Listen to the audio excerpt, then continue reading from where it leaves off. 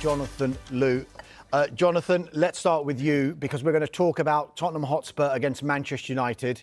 Quiet game you were attending there at the Tottenham Hotspur Stadium. It is, though, 5 games unbeaten for Manchester United. We seem to lurch between one or the other. Corner turned or just green shoots of recovery that you saw there? Yeah, it was a challenging game to report on, by the way. I think I deleted 2 intros before coming up with a third one within about 2 minutes. I've been pretty sceptical about Ruben Amorim and the rain, but I have to say I think in the last month or so there has been a clear improvement, and I felt yesterday was part of that.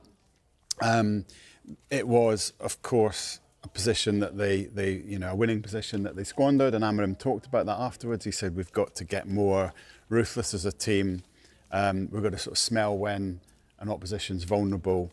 And he talked about the stadium and Spurs were there for the taking. And that's actually good that he's showing that ambition. He was more disappointed having got the last minute goal than Thomas Frank was having, conceded it.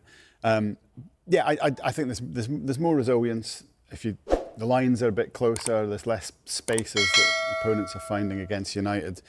Just the quality of Mbeumo makes a difference. He was a bit, different class to Kolo Muani for Spurs. And it was progress, but you have to then remind yourself this is still Manchester United and we're talking about 5 games without defeat being, whoa, that's amazing. Yeah. And clearly the club's got to get to a point that's way beyond that, but it's the beginnings of something, I think.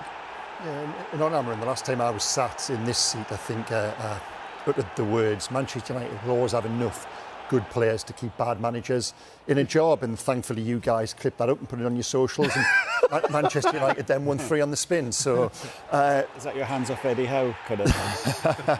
But didn't that almost prove my point? The fact that I did sit here and say they've got good players, they've got Cunha, they've got Mbeumo, they've got Bruno Fernandes. They then went 5 unbeaten. That talks to that point. But yesterday we saw what Manchester United are under Amorim. In a year, has there really been any great progress with identity? I don't think there has been. The summer recruitment was good. Of all the players, and there was a lot of Premier League to Premier League transfers this summer because of PSR, we're seeing more of that now, whereas we didn't 5 or 10 years ago. I think Bryan Mbeumo, out of all of them, was perhaps the best. And yesterday, he carried Manchester United again. But under Amorim, I don't see yet what they are really trying to be. He knows what he wants them to be. He's absolutely wedded to this system and this identity and the strategy, but I don't really see it on the pitch. And as I touched on at the top of the show there, this felt like a game, a draw, where both teams lost. Jonathan, I think I do see. I see what he's trying to do, and obviously, he's not fully executed it yet, and the inconsistency is still a maddening problem. I think I do see what he's trying to do. I think what he's recognised, Amorim, is that United are not. They don't currently have the midfield to be able to control games the way he would like. And the 3-4-2-1 system, if you can't control midfield, if you don't have the personnel who can control midfield, you are playing basketball. And packing that front 3 with the talent, with individual players who can create who can create chances out of nothing. I think that's what we've seen from them. We've seen a lot of late goals. We've seen a lot of kind of streaky goals, and obviously a huge amount of leaks in the defence. That they're still really brittle at the back. And that's something we already kind of knew about them. But and obviously the consistency is not there. But I think I kind of see what he's trying to do, even though he hasn't really properly executed it yet. Well, you mentioned what United are like just now, games of basketball. If you look at the Mail on Sunday, Riyad Al Samurai was at the Tottenham Hotspur Stadium as well.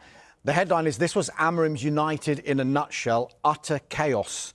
United extended their unbeaten run to 5, Jonathan, but it still felt like light accounting. For now, United will have to settle for lesser symbols of progress. That said, even if we talk about utter chaos, you could almost relate that to the league as well, because aside of Arsenal, who we've been talking about, United are 2 points off second. Yeah.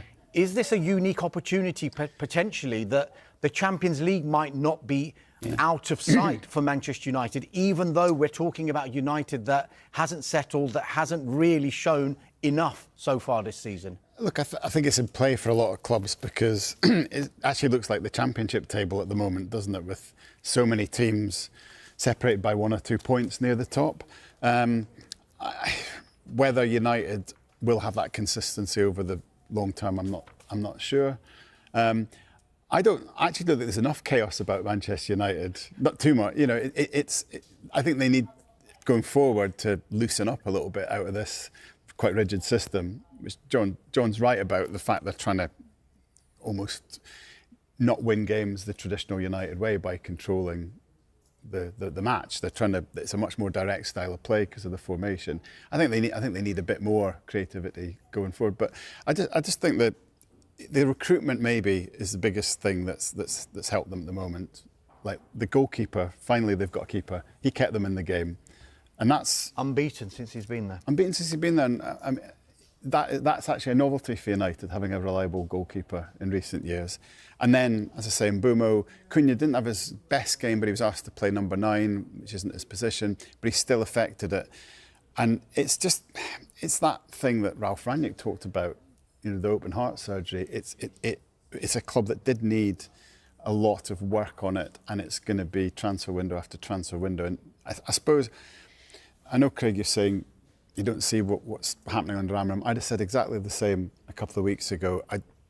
The last couple of weeks have just given me enough to think, okay, there is finally, a year on, finally I think there's just bits of improvement that you could stick with them a bit longer. Is that not just good players playing well, though? Is that just Brian and Mbeumo papering over the cracks? And I actually think Manchester United's recruitment in the summer was good, but it wasn't good enough to the point whereby the opportunity is there for a team who finished 16th last year to gate crash the top 4 this season. I think the Premier League, Jonathan touched on it earlier, the days of the top 2 or 3 running away with records, points, totals, that is gone. The Premier League is good. You know, at tea time yesterday, I looked at the table, there was 7 points separating 13th and 2nd. Yeah. You know, all you've got to do is string a couple of wins together, and Manchester United are there to a point. I think the one signing that is really going to come back and haunt them. Ruben Amorim's spoken about some frailties at the back there, but goals can paper over the cracks. The 2/3 of the way there. And Mbeumo and Cunha are fantastic. They've got Benjamin Sesko terribly wrong. I was watching the game with one of my little boys yesterday, and Sesko went through on goal in the moment before he was injured. And one of my boys remarked, it was a tremendous camera angle. It had him coming face on. He said, he doesn't look like he wants to score. And myself and Jonathan spoke about this earlier. There isn't that belief there. There isn't that nastiness. There isn't that hunger. There's something about his body language that just screams insecure, unsettled, lacking in confidence. And when he went off injured, now, I hope he's okay. I couldn't really identify the point at which he did get injured, and we hope it isn't serious. Ruben Amorim spoke afterwards like it might be. But even before that, he didn't look like a player who fancied the fight, and he hasn't in any of his games so far. If they'd have spent that £70-80 million on a proper centre-forward, given what else they've got there, we could have been talking about a team who could finish top 4, top 3. Like Voltemade.